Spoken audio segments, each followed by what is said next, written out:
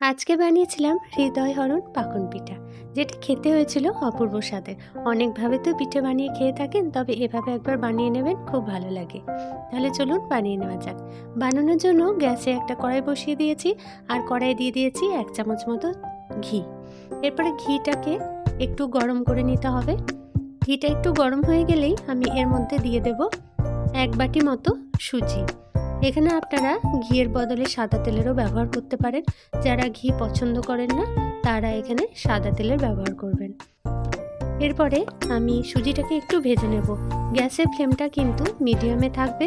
সুজির কালারটা কিন্তু চেঞ্জ হবে না, একদমই হালকাভাবে ভেজে নিতে হবে।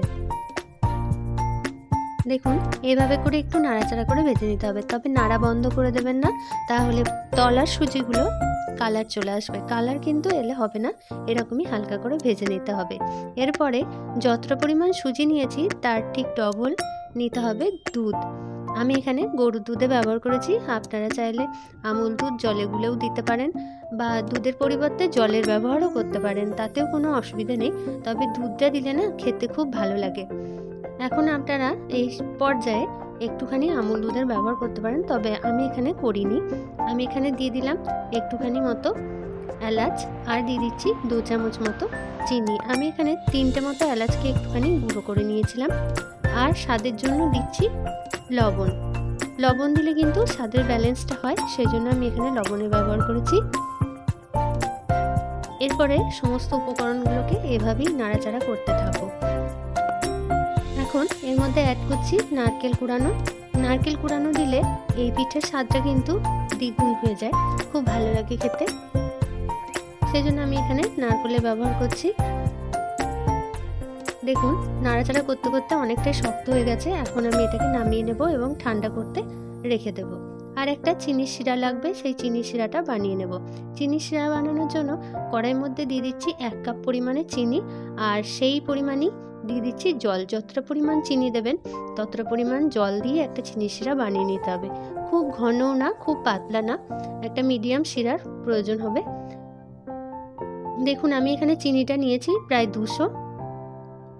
আর কিছু দিয়ে দিচ্ছি গোটা গরম মশলা, যেমন এলাচ, আর দিয়ে দিয়েছি লবঙ্গ। এখন শিরাটা রেডি হয়ে গেছে, আর এদিকেও এই মিশ্রণটা অনেকটাই ঠান্ডা হয়ে এসছে। আমি এখন হাতের সাহায্যে একটুখানি মেখে নিচ্ছি। মেখে নিলে একটা সফট ডো রেডি হয়ে যাবে। চালের গুঁড়ি নয়, সুজি দিয়ে দেখুন কত সুন্দর একটা অপূর্ব স্বাদের পিঠা রেডি হয়ে যায়। এভাবেই একটুখানি মেখে নিলেই হবে। এরপরে আমি শেপ দিয়ে নিচ্ছি, যেমন আপনারা খেতে চান সেরকম শেপ দিলেই হবে। খুব সুন্দর হয়, খুব সফট হয়, বাচ্চা থেকে বড় সকলেই কিন্তু ভীষণ ভালোবাসবে। অপূর্ব স্বাদের রসালো এই পিঠাটা একবার বানিয়ে নেবেন, খুব ভালো লাগবে খেতে। এরকম গোল শেপের একটা বানালাম, আর একটা আমি যেহেতু নাম দিয়েছি হৃদয়হরণ, তাই আমি হার্টের শেপ, অর্থাৎ এরকম করে দেখুন বানিয়ে নিচ্ছি। এরকম করে দেখুন, খুব সহজভাবেই বানানো যায়, তবে আপনারা চাইলে অন্য শেপও দিতে পারেন, খুব ভালো লাগবে। আর এইভাবে যদি বানান দেখতে কিন্তু খুব ভালো লাগে, সেজন্য এরকমও বানিয়ে নিতে পারেন। এটা বানানো খুব একটা কঠিন না, খুব সহজেই হয়ে যায়। আশা করি দেখে বুঝতে পারছেন কীরকম ভাবে তৈরি করছি। এরপরে নিয়ে নেব একটা চামচ, আর চামচের সাহায্যে একটুখানি সাইড থেকে ডিজাইন করে দেব। খুব একটা অসুবিধা হবে না, খুব সহজেই হয়ে যায়। চামচটা দিয়ে এভাবে সাইডে ডিজাইন করলে ভাজার পরে কিন্তু এটা দেখতে খুব ভালো লাগে। চামচের সাহায্যে এরকম করে একটুখানি ডিজাইন করে দিচ্ছি সাইডগুলো, তাহলে ভাজার পর দেখতে খুব ভালো লাগবে। আশা করি দেখে বুঝতে পারছেন, খুব একটা কঠিন না, সহজেই কিন্তু হয়ে যাবে। তবে গোল শেপেও করতে পারেন, সেটাও খুব ভালো লাগবে। দেখুন, এভাবে হয়ে গেছে। আমি বাকিগুলো ঠিক এভাবেই রেডি করে নেব। দেখুন, সবগুলোই আমি রেডি করে নিয়েছি। এখন ছোট ছোট কয়েকটা বানিয়েছি গোল গোল, এগুলো কিন্তু আমি রসে দেব না। দেখুন সাইডগুলো কত সুন্দর লাগছে। গোলটা দেখুন, বড় শেপটা রসে দেব, ছোট শেপটা রসে দেব না, এটা এরকম শুধুই রেখে দেব। এটাও খেতে খুব ভালো লাগে। এরপরে ভাজার পালা। গ্যাসে একটা কড়াই বসিয়ে দিয়েছি, কড়াই দিয়ে দিয়েছি বেশ অনেকটা পরিমাণ তেল। আমি এখানে সাদা তেলের ব্যবহার করেছি। সর্ষের তেল দিলে একটু গন্ধ আসতে পারে, সেজন্য সর্ষের তেল না সাদা তেলে ভাজছি, তবে চাইলে ঘিয়েতেও ভেজে নিতে পারেন। দেখুন ছোটোগুলো প্রথমেই ভেজে তুলে নিচ্ছি, এরপরে একে একে বাকিগুলোকেও ভেজে নেব। এক পিঠে কালার চলে এলে তারপরে আরেক পিঠ ভেজে নেব।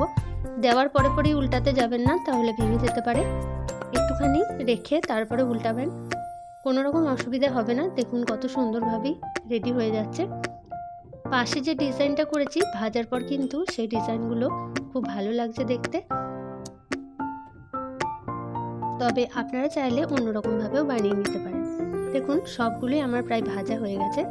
দেখুন দেখতে কত সুন্দর লাগছে, খুব ভালো লাগছিল, খেতেও খুব ভালো হয়েছিল। এখন এটাও কিন্তু খাওয়া যাবে, এটাও খেতে অপূর্ব হয়েছে। রসে দিলে আরও রসালো হয় আর নরম হয়ে যায় পিঠাগুলো, আরও খেতে খুব ভালো লাগে। সেজন্য আমি এগুলো সব রসে দেব, আর ছোটোগুলোকে এমনি রেখে দেব।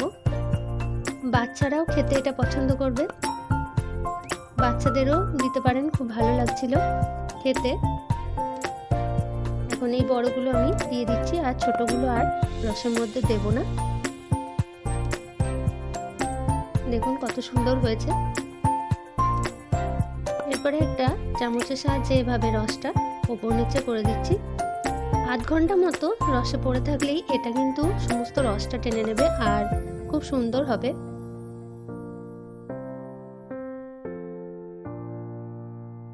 আশা করি দেখেই বুঝতে পারছেন কতটা লোভনীয় হয়েছে, খুব ভালো লাগছিল, খুব ভালো হয়েছিল খেতে। দেখুন এভাবে করে রসটা দিয়ে ওপর নিচে করে নেবেন। এরপর আমি ঢাকা দিয়ে আধ ঘন্টা মতো রেখে দেব।